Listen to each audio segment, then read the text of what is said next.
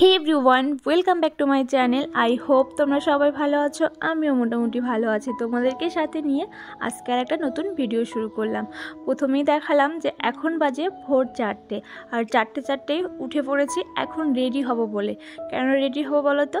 ঘুরতে যাব বলে। অনেক দিন থেকে অপেক্ষা করছি এই দিনটার, শেষমেশ এই দিনটা চলে আসলো।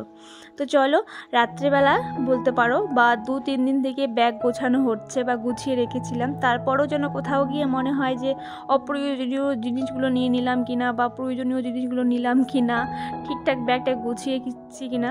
তো সেটাই লাস্ট চেক করে প্রথমে মাম্মামকে রেডি করিয়ে দিলাম, আর তারপর আমি রেডি হচ্ছি। আর প্রচুর ঠান্ডা, ভোরবেলা মানে বুঝতেই পারছো কি পরিমাণে ঠান্ডা হবে। তো আমরা যাব, চলো কিসে যাব তো সেটাও তোমাদের সঙ্গে শেয়ার করব।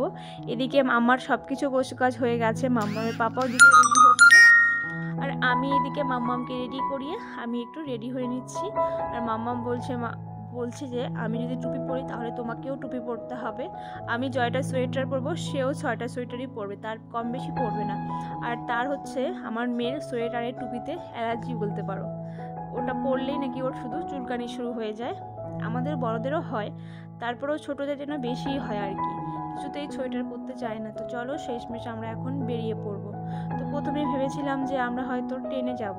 ট্রেনে গেলে আমাদের হয় এই দিক থেকে কুচবিহার যেতে হবে, নাহলে এইদিকে ফালাকাটা যেতে হবে। আমাদের এখানে ঘোষাডাঙ্গা স্টেশনে ট্রেন মানে যে ট্রেনে যাব তো সেই ট্রেন দাঁড়ায় না।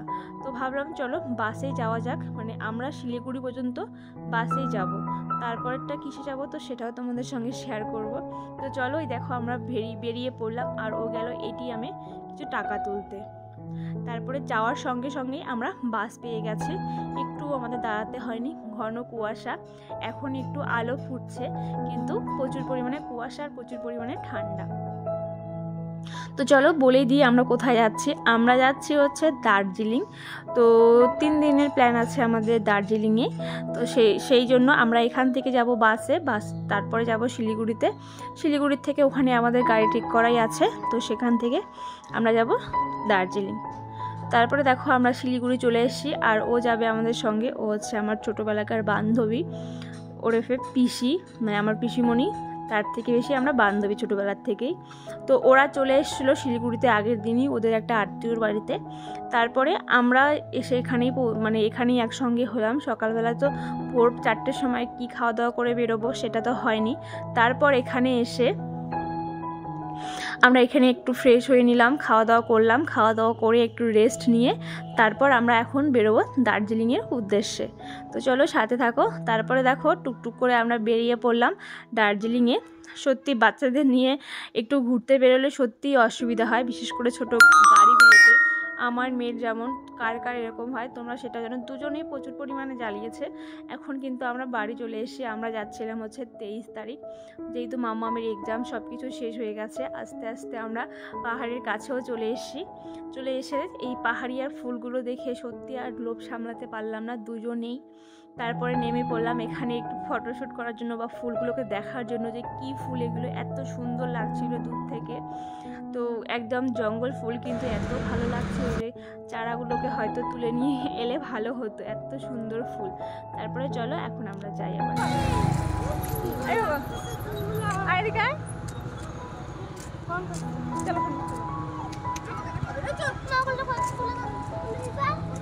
না রে চল না রে, আর অনেক ফুল আছে, চলো।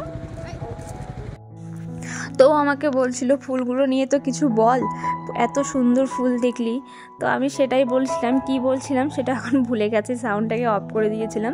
যেদিন ভেবেছিলাম সেদিনই ব্লগগুলো ভেবেছিলাম দেবো, কিন্তু সেটার হয়নি। ওখানে গিয়ে ব্যস্ততা, ঘোরার ব্যস্ততা, সত্যি সেগুলো করতে করতে একদম ভিডিও দিতে ভুলেও গেছে। আর ভিডিও এডিটিং করতে গেলে কিন্তু অনেকটা টাইম নিয়ে বসতে হয়, কিন্তু ঘুরতে গেলে কিন্তু সেটা হয় না। টাইমটা আমাদের হাতে খুব কম থেকে আমরা সব সময় টাইমটা চাই যাতে আমরা ঘোরাতেই দিতে পারি।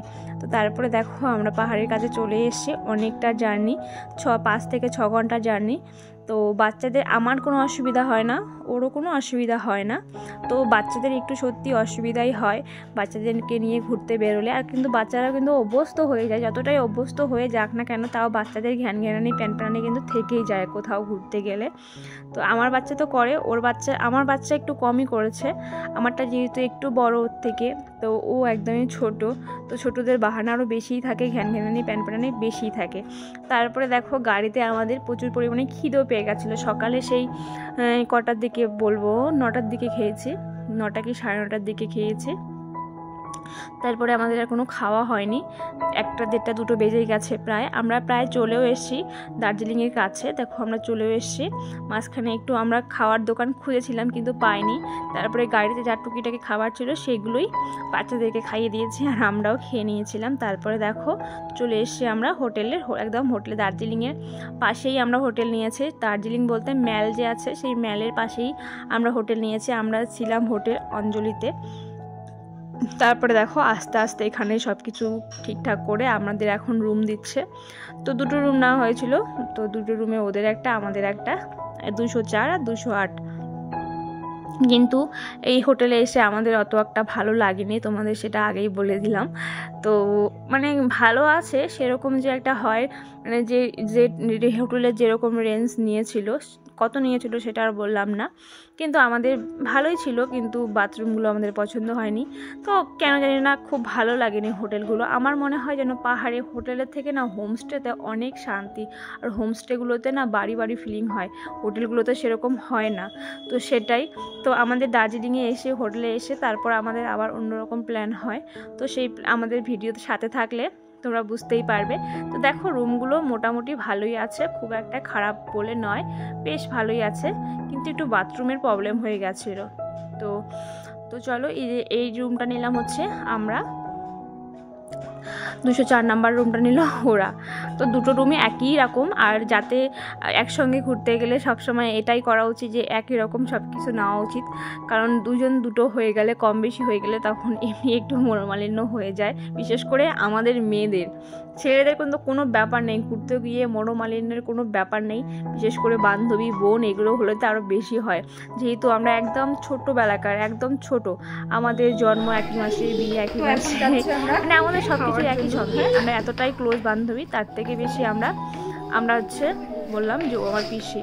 তো ও ভিডিওতে খুব একটা আসতে চায় না, জানি না ওর একটা প্রবলেম আছে, তবুও আমি ওকে জোর করে নিয়েছি। জানি না ও ভিডিওতে দেখার পর আমাকে কি বললো যে তুই কেন নিয়েছিস। তো চলো আমরা আসার পর ফ্রেশ হয়ে নিয়ে এখন একটু খেতে আসলাম। আজকের ভিডিওটা এখানেই, দেখা হচ্ছে অন্য ভিডিওর সাথে।